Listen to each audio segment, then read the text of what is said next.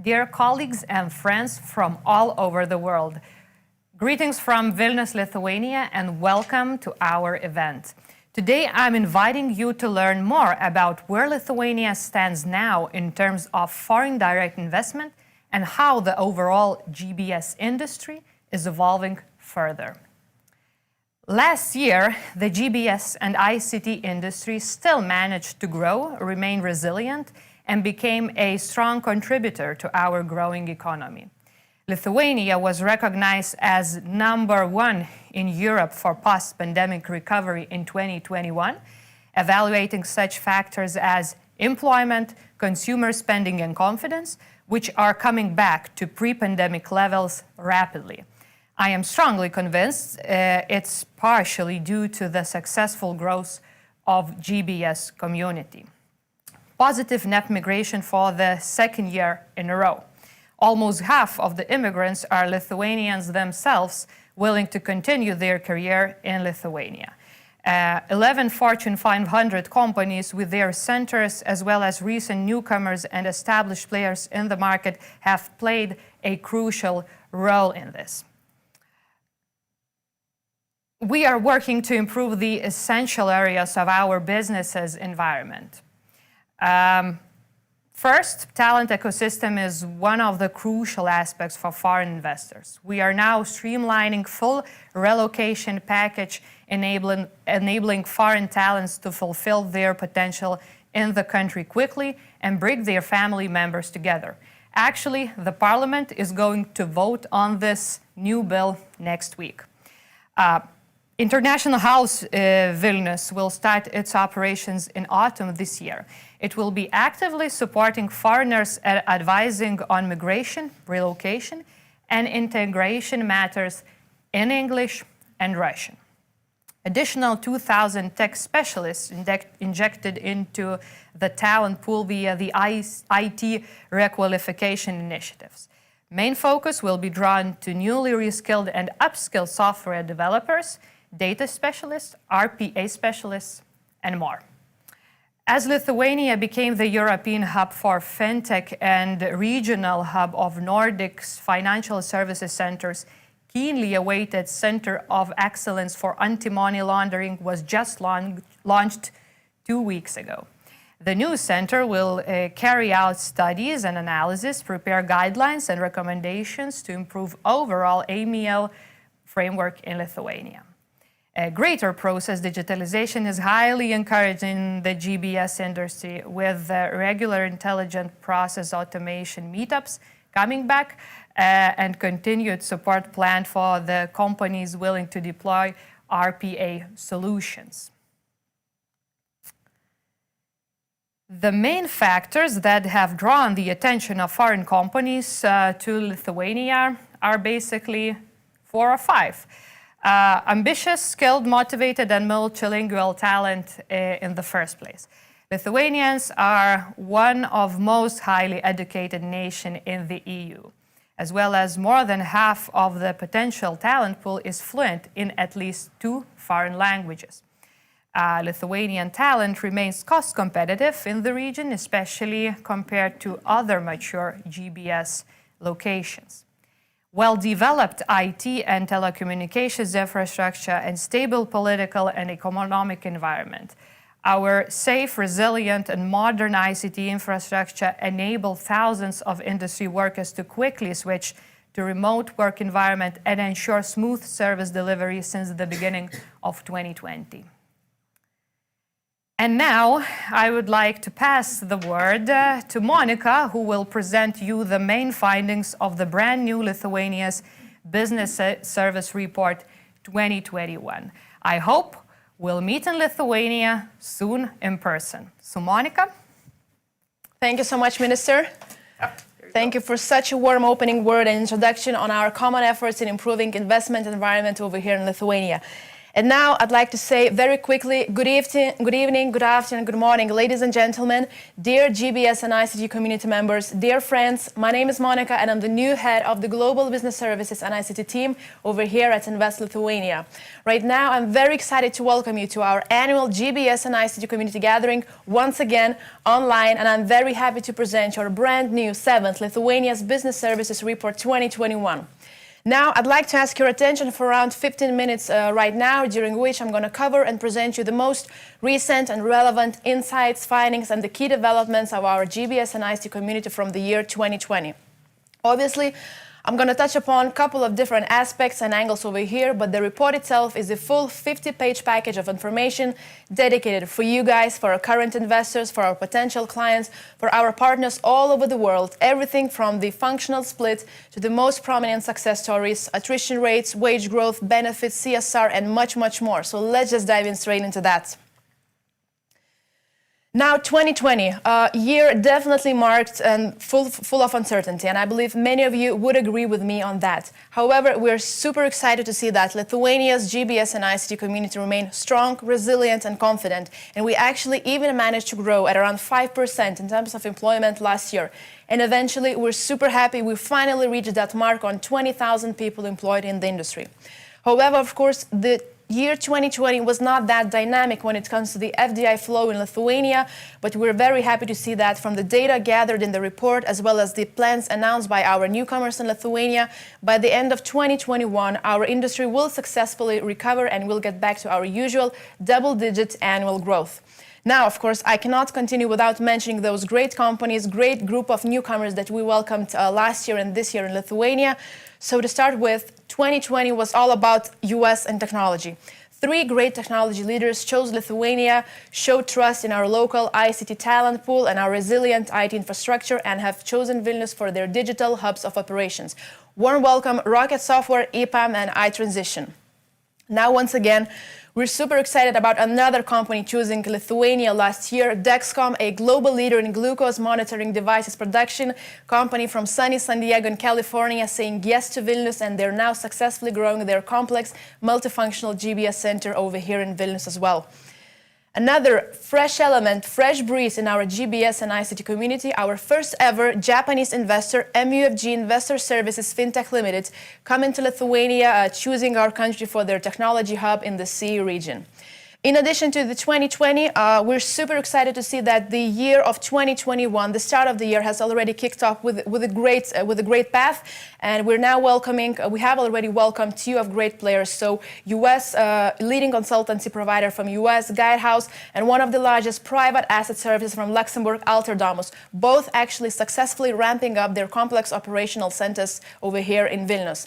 And now, of course, in addition to that, in addition to this great group of newcomers to our GBS and ICT community, we were very happy to witness these solid expansions of the industry last year by our current established players, just like Telia, NASDAQ, Intrum, just to name a few, and many, many others. And now a very short hint that we are still halfway through the 2021, but be sure we have some surprises left out for you guys, so stay tuned, follow our media channels, and we'll have some more news for you really soon. And now I cannot continue further without mentioning and elaborating a bit more on one of the most metrics that international investors are seeking for when evaluating new locations for the new sites: industry attrition, meaning that the total number of people employed in the GBS and ICT industry compared to the total city's population. And however, year 2020 was quite unpredictable and quite varied in terms of the various saturation levels. When we talk further now about both of the GBS hubs in Lithuania, Vilnius and Kaunas, so they experienced quite some different scenarios.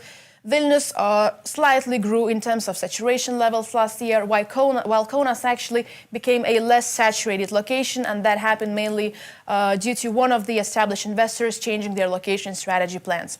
And again, taking a bigger picture right now, looking at the region and evaluating the saturation levels, we see that 2020 was really unpredictable. Some established locations grew in saturation like Warsaw or Tri-City Hub in Poland. Some again have become less saturated. But once again, when we look to the region, we see that those mature, well-established, already known GBS hubs in the region still grew, still gained even more employment, meaning that our region is still capable of having and hosting those international investors right here.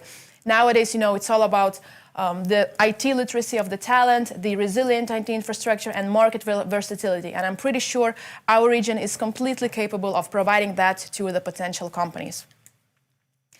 Now, slightly getting back again to Lithuania and our community, so no really major changes over here when it comes to the geographical split or the functional split. So US is still actively strengthening their positions in the GBS and ICT in Lithuania, capturing more than a third of the employment right now, followed by the Danish investors currently employing approximately a quarter of the industry's workforce, and again followed by the Swedish companies now capturing around 16% of the total industry's talent.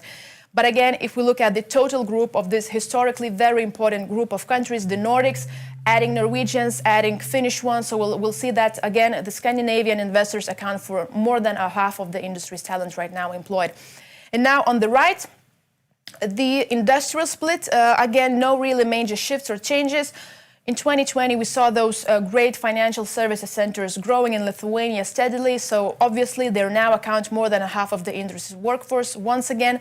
But a very interesting note is that our GBS and ICT community became more diverse last year. We saw a slight jump in those people employed by the industrial companies. So more and more people choosing their career path within logistics, engineering, and manufacturing centers over here in Lithuania. Now, I suppose one of the most relevant and interesting slides for you guys. So what is this all GBS and ICT industry all about in Lithuania when it comes to the functional split? Once again, the industry is all about digital operations and client-facing roles. The section for the IT functions or customer service almost did not change at all since last year. So the industry is still about IT service desk, software engineering, cybersecurity, AI, app development, and so on. In fact, such niche digital functions as infrastructure engineering or cloud computing grew significantly last year by 7 and 17 percentage points respectively. Now again, touching upon one of the most interesting and relevant and popular group of functions, finance and accounting. It did grow slightly last year, but that happened mainly due to the previously joint investors, the ones coming in 2018 or 2019, and that happened on the back of the growth of such companies as Metso, McKesson, or Amerisbergen that have trusted local talent pool in their professional skill set and their multilingual capabilities. And finally, what we've noticed as well is that the growth of these somewhat niche digital and in particular industry-specific functions group like procurement and supply chain management, robotic process automation, engineering, non-IT engineering, but the share in fact has almost doubled since last year. And now I'm briefly touching upon robotic and intelligent process automation. We are extremely happy to witness this as well. Significant jump since last year, again, 10 percentage points. Now half of the industry centers are actively deploying various robotic and intelligent process automation solutions, redesigning their strategies, processes, gaining for more efficiency and productivity of those centers in Lithuania. And once again, an outstanding achievement is that nearly all of those centers within the RPA, all of those centers are using their internal resources, their internal talent to solution design and development. They're teaching them over here in Lithuania. They're creating those regionally known COEs, and they're reaching up to a lot of benefits, saving a lot of hours. For example, 300,000 hours per year saved only due to the deployed robotic and intelligent process automation over here. Now again, I have to touch upon this topic, of course. So the COVID-19 pandemic, the core trait of 2020. And for us, it was also very interesting to learn and gain your insights and your opinions on how did your center cope with that? How did the industry cope with that in total? So we see that there were no issues at all. Absolute majority, the response itself was really confident, fast and smooth, and absolute majority, 95% to the whole 100%. Smoothly transitioned to work from home mode within a couple of days, no issues, seamless service delivery guaranteed to the client base all over the world. Everything went just fine. In addition, nearly half of the centers surveyed in our report said that The wage growth because of the COVID-19 pandemic, actually, it did slow down a little bit. And then again, we're touching upon another interesting and relevant metric, the employee attrition rate. So more than half of you actually said that it had no impact on the employee attrition rate last year because of the COVID. And that seems really natural because I'm pretty sure that the priorities and shift was towards another direction. Lots of centers said that, okay, they're now taking care of the employee health and benefits and well-being and family-related support, remote support, various workshops, and so on. So the attrition rate has decreased a little bit, but again, it was not the most focused last year, and now it stands at 13%. Another important metric, important piece of data, of course, the salary growth rate in Lithuania in our GBS and ICT community. So as I've said, it did drop a little bit in 2020. The salary growth rate for the IT and non-IT positions remained at around 5% last year. And when we talk now about the further forecast for the year, for the rest of the 2021, we'll see that the growth for the IT roles will rebound a little bit, but actually the salaries for the non-IT functions will act. In fact, it's really important to touch upon the other side of our industry, of our community, diversity, learning, and CSR topics. So I'm pretty sure that Lithuania is leading the way in the region in terms of gender equality. More than half of our industry's workforce is actually comprised out of women. It goes even up, so nearly half of the industry's team leads, transition managers, and management layers are actually comprised out of female leadership. And we see that even more and more in Lithuania, with more and more women taking up the site leads of the GBS center's position, which is extremely exciting. I'm really sure that puts Lithuania to the map of the next destination country for many of the global players. Now again, really interesting to know is that our centers, one single word that I would say describes our GBS and ICT sector in Lithuania is the community.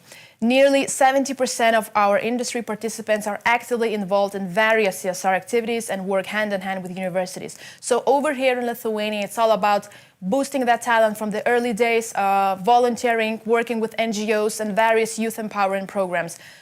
Just a couple examples on top of my mind, our client, Norwegian company Visma, with their newly launched Angis.net coding platform aimed at kids at school to learn coding at the very early days in a smooth and efficient and timely manner, regardless of their social or financial environment or place of residence. And again, another client of ours, a US company, Moody's, actively participating in the Junior Achievement Program and teaching young people various skill sets in terms of management, analytics, financial analysis, and way more other meaningful CSR activities that are happening right here, right now in our community.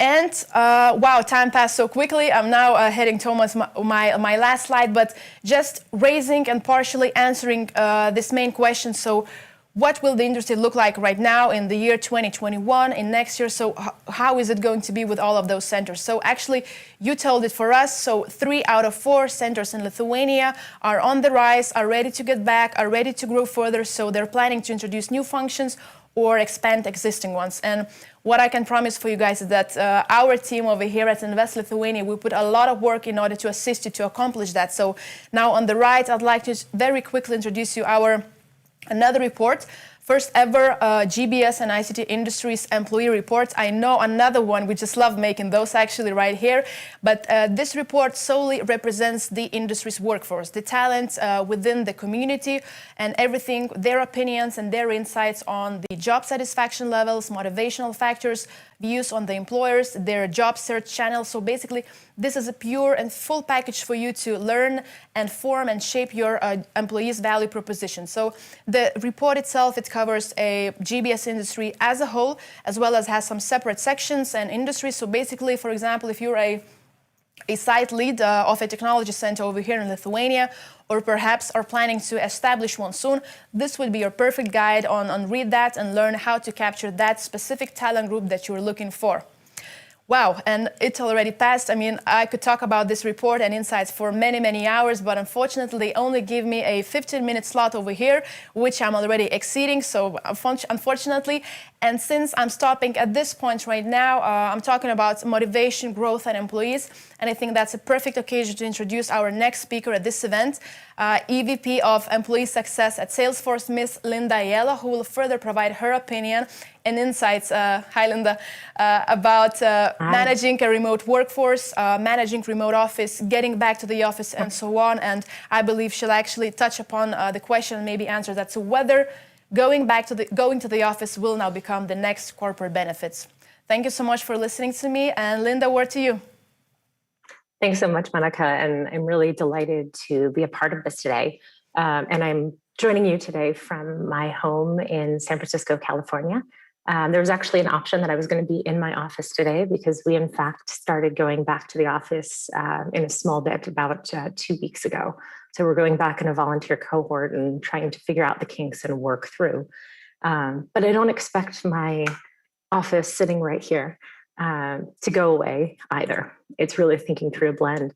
But I was particularly excited to be a part of this conference today and have the opportunity to speak with you. I moved back from Europe a year ago yesterday, actually, just so in the midst of the pandemic. And I had been based in Europe for 8 years. And one of my most enjoyable trips and enjoyable experiences was traveling to Vilnius to actually speak at a conference some years ago. And at the time, I didn't necessarily know what to expect. And I was absolutely overwhelmed by a few things. And it's, first of all, the agility of the individuals and of the people working there and of the industries there, how quickly things change, how quickly things move, the level of talent that exists in the ecosystem there, and also the number of Lithuanian nationals who had perhaps left Lithuania for education, et cetera, and chosen to come back. And this is a really important one. And this is a really big indicator of the future of of a country and how it's going to be impactful. And this is a great opportunity for you to take advantage of this, especially as we work into this and move into this, what I'll call a success from anywhere culture. So over the past year, or I guess we're on 17 months now, if we count back to some of our times with our friends over in Asia, expectations have evolved of employees, and we honestly cannot unsee what we've seen over this time. In many cases, people have spent these past 12, 15, 17 months working remotely, and it's worked. So all of the preconceived notions around this work has to be done from place X, Y, Z, has to be done in an office near an HQ, excuse me, not in a hub. This is all gone. And it's interesting because I speak to many CEOs, and some of them are saying, "Oh, we're going back to the office, and everything is going to go back to normal." And this is not something that's going to be possible in terms of succeeding going forward. And those who are not going to want to evolve are going to have a significant disadvantage to those who will evolve. But it's going to take some work. And this is a big change. So it requires a lot of digital transformation. So organizations really need to rethink the way they create engagement, the way they prioritize well-being, the way they reinvent support of employees, really this entire experience. So 92% of employees are saying they want flexibility in where they work, how they work. So this old way of work is just not going to work anymore. But what does this really mean? What does it mean when employees aren't engaged? Well, actually, it means their well-being, their productivity, and actually the overall profitability of an organization is going to decrease. So, organizations that have high employee engagement, we find, and we've done extensive studies on this, and they have 22% higher productivity within their organization. And within the same group, we're seeing 62% of employees that are engaged feel this positively impacts their health, their mental well-being, their sense of purpose. And with this, of course, something that's even more important is this is directly correlated to profitability of an organization. So while I'm a person that works in HR or employee success, as we call it, I don't think about the nice people thing first. I think about the organizational impact, the business KPIs that we have, then the people impact, and then the thing, as opposed to the other way around. So it's really always starting with how do we drive that greatest level of profitability? And we really do know some of the equation to get there. So this is really this concept of building this success from anywhere culture. And this is a little bit, and giving you insight into our strategy at Salesforce and what we're thinking. And it's not just in one area. And as you can see in the center, we're thinking not only about our employees, but we're also thinking about our customers, our partners, our communities, because this is all part of what makes us successful. So things like cultural immersion, we're an organization that's deeply known for the experiences that we create. and these moments that matter. So it's understanding what those moments are that matter, both for your employees and for your customers. And how do we nail those? How do we think about focusing on those, as those are the ones that are going to move the needle? Then thinking through this, work from anywhere bit. And this is for us, it's really a Slack first experience. And it's around creating connectivity for people, and also, throwing fuel on the flames of the culture within the organization, and thinking about how we do that in a different and in a remote way. Then in terms of, this customer experience as well, prior to the pandemic, we were on planes all the time. I was able to meet, 1 or 2 customers per day, perhaps. What we found in the pandemic is we've actually had many, many more touch points with customers, which has actually really helped our business succeed. So if anyone listened to our earnings call last Thursday, we've been working in this remote fashion for all of this time, and yet we are more productive. We are more successful because of this, and because of leveraging all of the technology and all of the talent that we have all around the world. And then the other piece is around our brand experiences. So, we're an organization that was known for having a conference with 175,000 people in San Francisco every autumn. This is not going to be a reality. It certainly isn't this year. But we rethought it. We thought, okay, what is the possibility? How could we make this different? How can we touch that many more people? So we're running simultaneous conferences around the world. So we'll have some in London, we'll have in Paris, we'll have in New York, we'll have in San Francisco, we'll have in Sydney, so that we can touch all of these additional individuals that we might not have otherwise been able to connect to. And it's able then to be, to go out to the rest of the world. So one of the other important factors when we're thinking around what this sort of next phase is bringing and this acceleration into the future of work, it's this concept of globalization. So previously, while organizations were still able to pull everyone back to HQ and back to the motherland, wherever that may be, now there's a forcing mechanism for us to go out and move from really, in our case, a US-based, San Francisco-centric organization with international presence to a truly, truly global organization. So in terms of taking the best forward, again, pre-pandemic, it was the office as a default. And for us now, we consider this concept of success from anywhere. What we did find, though, is that 80% of our employees still do want a connection to the office. So it's that they want to be fully remote, and everyone wants to never step foot in an office again. But then it's thinking about why. Why do you come to the office? What's the point? And thinking about, instead of previously where I would walk over to my office, or when I was living in Amsterdam, ride my bicycle to my office, open my laptop, look at my calendar, and then start figuring out what I'm doing for the day.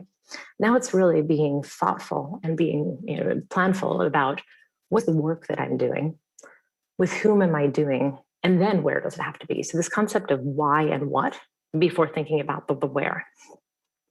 The next one is one that I really love, and this is something that really sort of pulls on my heartstrings as well. And previously, it was all about hiring for location. You have an office here, you have an office in Paris, you have an office in Amsterdam, you have an office in Espoo, whatever that may be. And we need to hire someone who's going to come into that office every day. And at this point in time, we've realized that doesn't matter. And this opens up tremendous opportunities from an equality standpoint. I loved the stats that Monika was showing around women in the workplace in Lithuania. Think about the potential that has to impact organizations, because now it's about hiring for time zones, hiring for regions, just making sure people can connect with one another. We were in this travel first to customers now for us, and it's about Zoom first, or even how I'm appearing today. It's about zooming into this. And I'm able to do actually another speaking engagement tonight in Sydney, Australia. So I'm able to be all over the world in a single day just through this experience. There's also a big shift in terms of this meeting culture. And one of the things that we found at the beginning of the pandemic was that our employees were having an average of 1.7 hours extra of meetings every day. Now we had to take do some significant work to make that stop and to help reverse that.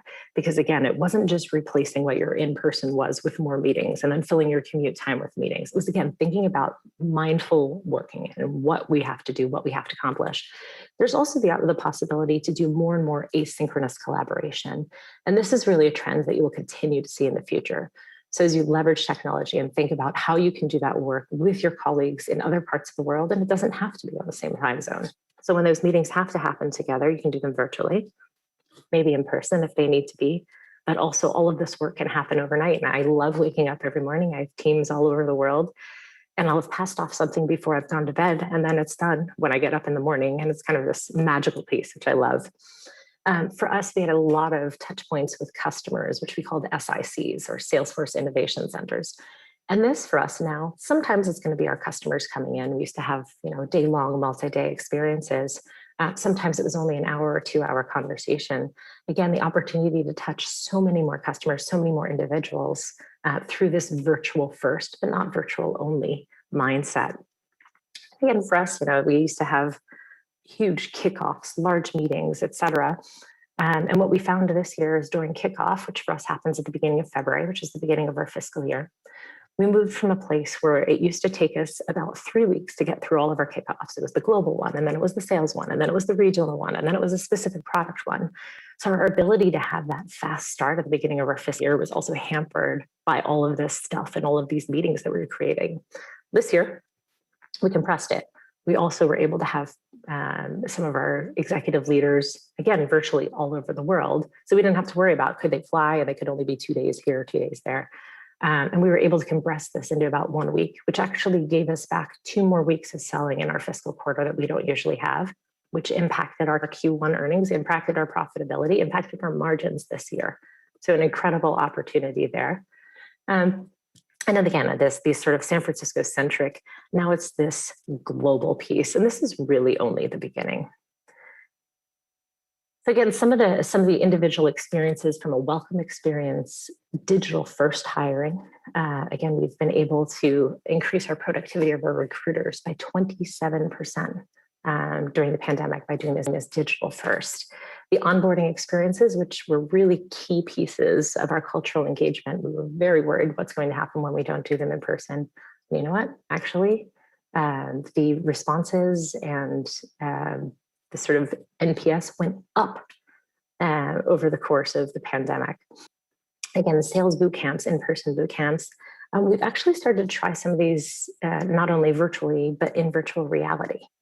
I'll give you a little peek into some of that as we go forward. And VR is actually just scratching the surface of this. I was meeting with some of the folks from an organization called Snap. If you don't know what Snap is, most people know it from Snapchat product, but actually they have a tremendous amount of work in augmented reality. And I know the technology is still a little bit crunchy right now, but as soon as we start to hit 5G en masse, this is actually going to be a tremendous opportunity that we can leverage as well. And again, coming together, and it's not about coming together in the office necessarily anymore. It's how can we have meetups? And it's long been something in the technology world where people had meetups. How do we actually utilize these and capitalize these for our employees to bring people together? How do we do blended in-person and digital kickoffs, digital trainings? Our executive development trainings over the course of the past year, we flipped them immediately to virtual. And the result not only is we were able to do this with a high quality, but we were able to touch twice as many people. And this year we're going to try to do it 3 times as many people. Our organization is growing by about 12 to 15,000 people a year. And then also in terms of recognition and reward, again, how can we bring so many more people together? How can we connect with people? But some of these, again, it is about bringing people together physically. So we will still have those touch points. For us, COA is people who have been at the company for more than 10 years. This is unique for us. This is special. We want to make sure that we have some of these people to have these in-person experiences at this time. So I wanted to show you a little example in terms of our virtual world. So this was a customer meeting that we were doing in our northern region in Europe. So you can see the agenda down in the bottom. And we did it in virtual reality. So we sent VR headsets. We had just a short setup at the beginning, so it wasn't super complicated. And you can see the people coming in, meeting and greeting one another. So even positioning themselves in the room, they had the ability to wave to each other, to hug each other in these moments, which is really an incredible feeling. And it was, of all the things that I miss during pandemic, I guess it's travel, eating in a restaurant for about 4 hours inside. It's So I'm still not doing indoor dining here. I'm getting a hug. So even the virtual one was a step up. And then you can see the meeting taking place over here in this virtual setting. And our customers absolutely love that. So think about what are the opportunities to also do this with our employees, with one another. How could I connect with my colleagues, in Eastern Europe right now and feel like we're in the same room together having that conversation? But then, of course, there is this idea of the home office and how that still happens. So it's how do we make that home office also feel like us, feel like our company? And I talked about this concept of changing the channel. I have a good friend who recently left the organization she'd been working for and started working for another company. And I said, "Oh, how is it? How's the new job?" And she said, "Honestly, it felt like just changing to watch a new Netflix show." So they're all the people that I saw on the screen yesterday, and now they're all the different people that I see on the screen today. But that there wasn't that different sense, that feeling. So it's how do we make sure we're creating this? So it's really important that organizations consider the support they do, the financial support for office setup, having some of the physical elements, having some of those cultural unique norms or things that feel like them. We send onboarding camp kits. You can see some ideas here where people get, again, the hoodie, the doll, the backpack, the mug. So it feels a little bit like your office. And then the opportunity for people to purchase more product, chairs, standing desks, et cetera, from our general store as it may be, but also even things like notepads, pens. How can we get those things that used to be so readily available to us? And then this piece in community again. So if you are in the home office, and my younger brother has actually worked for Salesforce for 14 years. In the last 4 of those years, he's worked 100% remotely. And it can be a bit isolating, but how do you find people within the community? Whether it's other employees, whether it's partners, people within the ecosystem, and doing, again, these neighborhood meetups. And we're making sure that we're funding some of the cultural activities to happen within cities, within communities as well. And then also a big portion of our culture is around volunteering, around giving back. And that's a great opportunity for people to come together as well. It was hugely helpful during the pandemic as well from a mental health standpoint. One of the biggest factors that we found that drove productivity, drove happiness, drove engagement also was this concept of at this moment when you feel like you have little control, how can you actually give back? So we continue to do this within communities. And it may look different than it did before, but we're still making it happen. And then again, our office is really still anchoring our culture, but the office is not going to look and feel the same. So the past couple of weeks when I've been in, and I've gone in 2 days, 2 days each over the past 2 weeks. As I said before, 80% of our employees really still want a connection point. They want to be able to connect, to collaborate in person, again, these celebrations. But we've reconsidered it. It's not about the desk layout. It's not about rows and rows of cubicles, et cetera. It's not about executives having offices. I actually have to figure out what to do with my stuff because I don't have an office anymore. So it's around booth seating. It's around having open air, soft spaces where people, again, can come to collaborate. Again, where we have high demand for meeting rooms, how do we make sure that we're creating the opportunity to have more, maybe smaller ones? As you can see in the US, we still actually have to wear masks in the office. Hopefully it'll be done on June 15th.